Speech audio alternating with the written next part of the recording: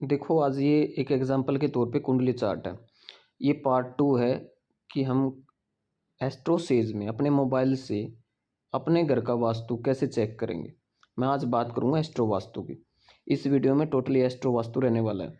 देखिए, ये लगन चार्ट है, D1 चार्ट जिसको बोलते हैं। मैंने पहले भी बताया है, जो आपकी लगन कुंडली है, पारंपरिक में जाएंगे, जो नॉर्मल आपकी वैदिक एस्ट्रोलॉजी से अगर हम देखेंगे तो लगन जो होता है, लगन कुंडली होती है, वो D1 चार्ट वही होता है। ठीक है।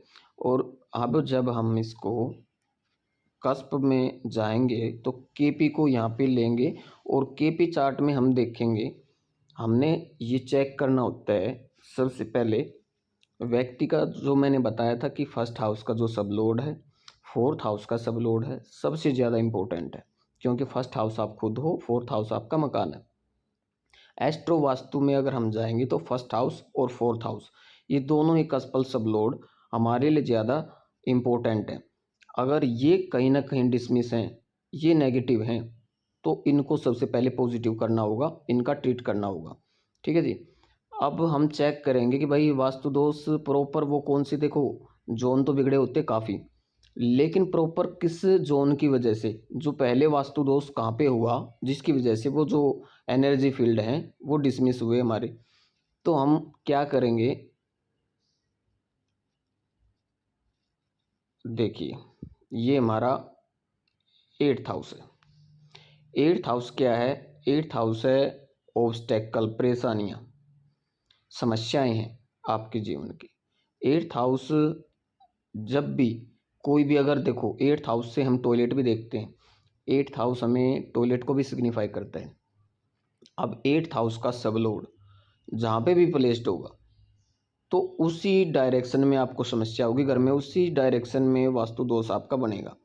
वो कैसे, अभी मैं चेक करवा देता हूँ। आप आ जाएं,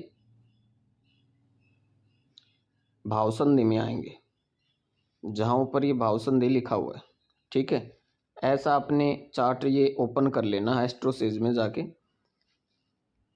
सबसे बेस्ट है ये। आपने ये 12th हाउस है, आपने इनमें से जो 8th हाउस है ये आपने चेक करना है।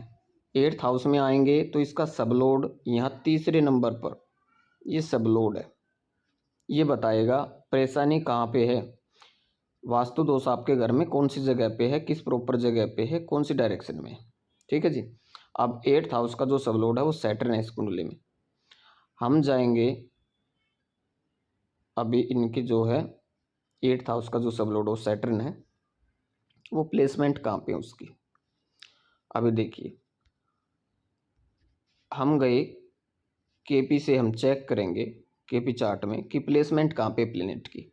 तो हमने देखा जो 8th हाउस का सब लोड है वो हमारा सैटर्न है, और कहाँ पे प्लेस्ड है, सेकंड हाउस में। और किस प्लेनेट के साथ में, शुक्र प्लेनेट के साथ में, और शुक्र ऑलरेडी वहाँ पे 8th हाउस, 12th हाउस और फर्स्ट हाउस को सिग्निफाई कर रहे हैं प्रभाव में। अब शुक्र और शनि के दोनों के रिजल्ट आ गए ना वहाँ पे। और वैसे भी 8th हाउस का जो सब लोड है वो सैटर्न है, लेकिन हमने करना क्या है, सबसे पहले हमने 8th हाउस के सब लोड पे काम करना है। वो बाद की बात है कि उसके साथ प्लेनेटरी पोजीशन क्या है, उसके साथ में जो कंजक्शन हो किस प्लेनेट की है। अब हमने देखा कि सैटर्न जो है वो सेकंड हाउस में तो प्लेस्ड है, तो क्या साउथ साउथ वेस्ट में वास्तु दोष है घर में? साउथ साउथ वेस्ट डिस्टर्ब है हमारी? नहीं, बिल्कुल भी नहीं। हमने जो डायरेक्शन जो देखनी होती है वो हमने देखनी होती है D1 चार्ट से। ये जो राशि चार्ट आप देख रहे हो ना, जहाँ पे राशि कुंडली लिखा हुआ है, ये वाला, ये जो है ये D1 चार्ट है आपका। तो इसमें आपने ये देखना कि जो सैटर्न वहाँ पे जो सेकंड हाउस में प्लेस्ड था, तो वो कहाँ पे है, वो थर्ड हाउस में है, और किस राशि में है वो राशि आपने देखनी है सिर्फ वहाँ पे। ठीक है जी। ये 9 नंबर की राशि में है, और 9 नंबर की जो राशि है उसकी डायरेक्शन पे आपने जाना है कि 9 नंबर की जो राशि होती है वो किस डायरेक्शन को गवर्न करती है, आपने ये देखना है। तो 9 नंबर आप सबको पता ही है, 9 जो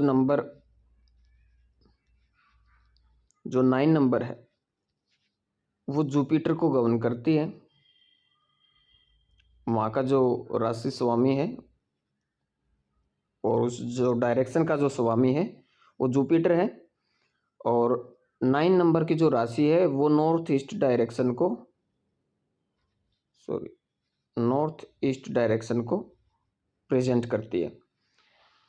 तो देखिए वास्तु दोष जो है नॉर्थ ईस्ट में हुआ, इनके यहाँ पे नॉर्थ ईस्ट में टॉयलेट भी हो सकता है।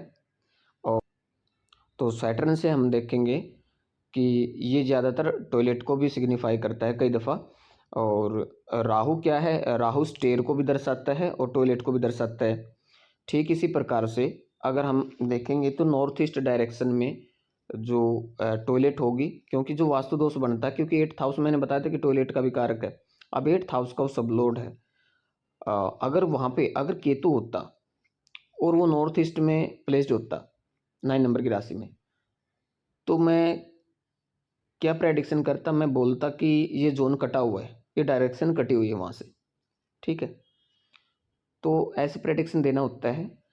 अब देखिए सैटर्न जैसे ही सेकंड हाउस में प्लेस्ड है और 9 नंबर की राशि में यानी कि जुपिटर की राशि में प्लेस्ड है, डायरेक्शन होती है जो नॉर्थ ईस्ट। तो देखो वास्तु दोष तो बनाया उसने नॉर्थ ईस्ट में, लेकिन नॉर्थ ईस्ट जब डिस्टर्ब हुआ तो वहाँ पे जो देवता हैं वो भी इम्बैलेंस हो गए। ठीक है, उसके साथ साथ हम ये भी चेक करेंगे जो प्लेनेट है वहाँ का कौन सा है, जो कारक है वो कौन, जुपिटर। अब जुपिटर भी अपने रिजल्ट क्या करेगा, वो कितना भी अच्छा बैठा हो कुंडली में वो भी वहाँ पे इम्बैलेंस हो जाएगा, बुरे रिजल्ट देना स्टार्ट कर देगा अपने। तो कस्प चार्ट में हम क्या करेंगे, हमने देखना है कि जुपिटर कहाँ पे प्लेस्ड है। 7th हाउस में है, पे 7th हाउस से रिलेटेड प्रॉब्लम आ सकती हैं, 5th हाउस से रिलेटेड प्रॉब्लम्स आ सकती हैं। ठीक है, क्योंकि जिस जिस हाउस को सिग्निफाई करेगा केपी चार्ट में उस तरह की वो प्रॉब्लम क्रिएट कर देगा, वहाँ से रिलेटेड प्रॉब्लम स्टार्ट कर देगा। यानी कि एक प्लेनेट से कितने प्लेनेट डिस्टर्ब होते हैं ये हमेशा देख के चलेंगे, ये है एस्ट्रो वास्तु, और ऐसे ही वर्क करना चाहिए। अब ट्रीटमेंट क्या है, कैसे सॉल्यूशन देना होता है वो ऑलरेडी मैं इस चार्ट पे दे चुका हूँ, और जिनकी कुंडली चार्ट मैंने लिया है तो उनको भी ये पता है। और उन्होंने मेरे पास, जब मैंने उनको बताया तो एक्चुअल में उन्होंने मेरे पास अपना हाउस मैप भी सेंड कर दिया था, तो प्रॉपर उसी जगह में वहाँ पे इम्बैलेंस मिला और वो मेरे पास हाउस मैप भी है। ठीक है जी, तो ठीक जैसे जैसे मैं प्रेडिक्शन करता हूँ, जो डिग्री अब किसी के पास मैप है ना तो उसको अच्छे से समझ में आ जाता है, मैं बता कह रहा हूँ। अदरवाइज बहुत सारे ऐसे हैं किसी को तो डिग्री के बारे में भी नहीं पता कि डिग्री लेनी कैसे होती है, डिग्री होती कहाँ पे है, कैसे लें। लोगों को आज तक यही नहीं पता कि 16 डायरेक्शन होते हैं, नहीं, वो सिर्फ 4 दिशाओं को मानते हैं। कोई ज़्यादा ही जानकार है तो उसको 8 दिशाओं के बारे में नॉलेज है। अदरवाइज तो नॉर्मली तरीके से देखा जाए तो 4 दिशाओं का वो भी उल्टा सीधा बताएंगे। बहुत सारे ऐसे मैंने देखे हैं जिनको काफ़ी पढ़े लिखे भी हैं, ऐसी बात नहीं है, वो ऐसे हैं ग्रेजुएटेड पर्सन भी जो है ना ऐसे बोलते हैं, और डायरेक्शन का उनको पता नहीं होता, जानकारी का अभाव है। ठीक है जी, अब वास्तु दोष में, अब वास्तु दोष हो जाए तो उसको ट्रीट कैसे करते हैं भाई। अगर देखो टॉयलेट आ गई नॉर्थ ईस्ट का तो कोई मेरे पास ट्रीटमेंट है नहीं, सच बताऊं मैं आपको। मेरे पास थ्योरी होती है, मैं जोन्स को बदल देता हूँ बस।